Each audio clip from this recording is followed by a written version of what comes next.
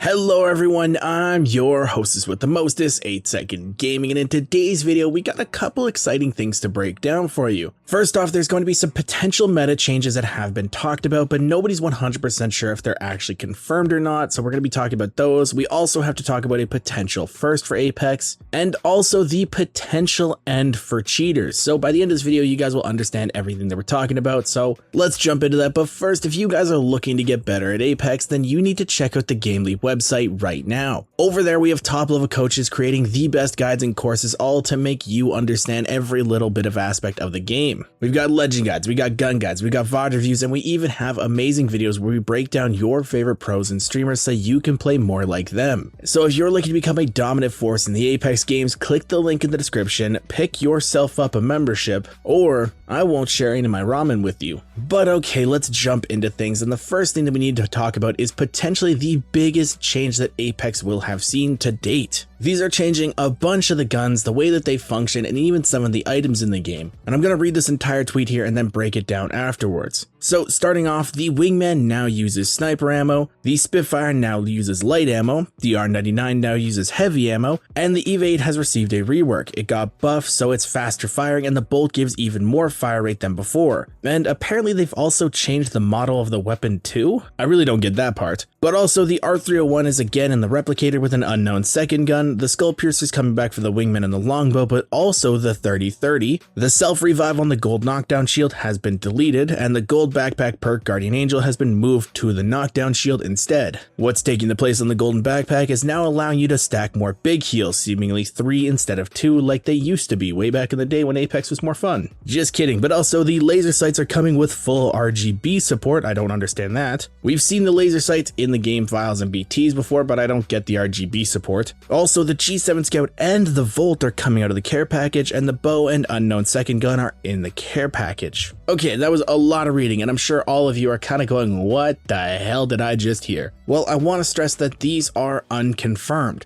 Basically, the only source that this guy gave when he tweeted this out was "Trust me, bro." He said that it came from a known source that he trusts inside Apex, and he gave a little bit more evidence saying that he prays that they are fake, but he doubts that they are. These apparently have come from a press event that ended fairly recently. Now, other leakers like AG420 haven't been aware of any press events recently, and then asked the community if they were aware of any as well, and if they didn't know if one had been out recently, then to treat these as fake. Now, from all the reading that I've done, all the digging that I've done, I haven't seen anybody confirm whether or not these are true. I personally don't think that they would be true. It does not make sense for most of these changes. The Wingman makes no sense to have sniper ammo. The Spitfire makes no sense to have light ammo when they have a new LMG coming out that takes light ammo. The R99 using heavy ammo makes no sense when the car is in the game. And while the EVA rework makes sense, changing the model doesn't. Then they would have to redo all the skins that are in the game currently, and they just released a new one with the Gaiden event. The only changes from this list that I really actually see coming into the game are the Skull Piercer coming back, maybe not for the 30-30, but at least for the Wingman and the Longbow, and the changes to the gold knockdown and the gold backpack. The gold knockdown has always been a thorn in the side of Respawn with its ability. People have been asking them to do something about it, and this may be their change, them working around and,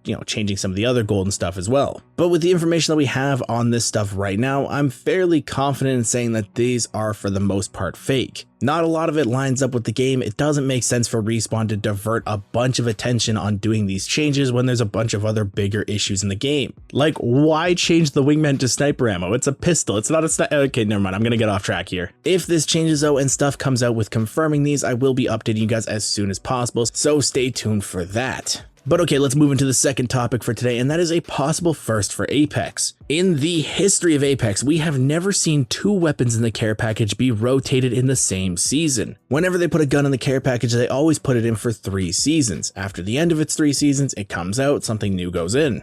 But at the end of that tweet, and something else that I do see them potentially doing, is taking the G7 and the Volt out at the exact same time at the start of season 14. Now, I think it's all fairly well known that the bow is the most likely candidate to go into the care package for the G7 Scout. It's strong. When the bow first came out, it was insanely overpowered, so if they revert it back to that state, people would love to pick it out of the care package. But another first for Apex would be that you could actually pick up arrows that have been fired. So if they keep that in the game, the bow can be the first care package weapon to sustain ammo. And I think that would be absolutely amazing. It wouldn't be super overpowered because most of the time you shoot an arrow, it goes off into Narnia. It's never to be seen again. Probably what goes to where your socks go after you put them in the dryer. But what about the Volt? What gun would be replacing that? Well, my theory would probably be the car. It hasn't been in the care package before, it's a strong weapon, but also at the same time, it doesn't really make a whole lot of sense because it's barely been in the game, and for this split, it's been in the crafter. So I'm not 100% sure what would be taking its place if they do pull two guns out at the exact same time. And I just want to make sure that you guys understand that this came from the exact same source that I talked about in the first topic, and that is unconfirmed. So we are not sure if the Volt is coming out as well. We know the G7's coming out, but we still are unsure if the Volt will remain in the care package or come back to ground loot. But if it does come out to ground loot, what gun would you guys want to replace it in the care package? What do you think would be a good fit for it? Let me know in the comments down below. And the last thing that I want to talk about today is probably the thing that I'm most excited for this update. And that is the potential end to the cheating problem that we have in Apex currently. I think everybody knows that Apex is overrun with cheaters. Apex doesn't really have a dedicated anti-cheat, and the only people that are really keeping the cheaters in check is a small team of people that are manually banning them. But it seems like Respawn is actually doing something now because Apex is getting the Hyperion anti-cheat. Now, for those of you that don't know what the Hyperion anti-cheat is, it is the exact same one that Fortnite uses. Now, from my research and reading a few people's takes on it, it seems like it's not the best anti-cheat. There's a lot of flaws in it. Apparently, a lot of the sites that already make cheats know how to get around the Hyperion anti-cheat, so it's potential that this doesn't do anything to begin with. However, I did see this argument get used on Reddit, where it's basically the idea of putting a door on your house. For the most part, it stops people that just walk up, see a door, and then get scared because they're not going to be able to just walk in. But there are some dedicated people who will go through that door no matter what. So maybe the Hyperion anti-cheat isn't as good as people were hoping for, but at least it might stop some people that see that Apex has an anti-cheat and they get a little bit scared. They don't want to lose their account, so they stop cheating or never cheat in the first place. There is a lot of people in Apex that cheat currently because there's basically no risk. As long as you can hide it somewhat decently well, the banning team won't really find you. There are the people that don't really care about their accounts, make smurfs, make new accounts, boost people that won't really care if their account gets banned. But there's also a lot of people that play on their main account that have spent money on the game, they have battle pass skins that they don't want to lose, they have rare skins that they don't want to lose, and if they have cheats and there's a new anti-cheat system in the game, they could lose that account and they don't want to, so it might stop them from cheating. In my opinion, this is a huge step that Respawn is taking in the right direction to stop cheating. Cheaters in modern games will never be gone completely. There's always going to be those people that find a way to cheat. But at least Respawn is now actually taking steps to counteract them instead of just letting them run rampant in the game. So that could be amazing for the game because we see a huge decrease in cheaters. But that is just my opinion on this. So today I actually have a second question for you guys. Are you excited about this anti-cheat system? Do you think it'll work? Are you excited that Respawn's actually taking steps towards this? Again, let me know in the comments. Let's see what people think. I love when people comment because I do read every single one of them. But with all this being said, guys, I really hope you enjoyed this video and learned something new. If you did and you want to stay up to date with the latest and greatest Apex Legends tips, tricks, and news, don't forget to smash that like and subscribe button. Thank you all for watching. Once again, I'm 8 Second Gaming, and I will see you in the next one.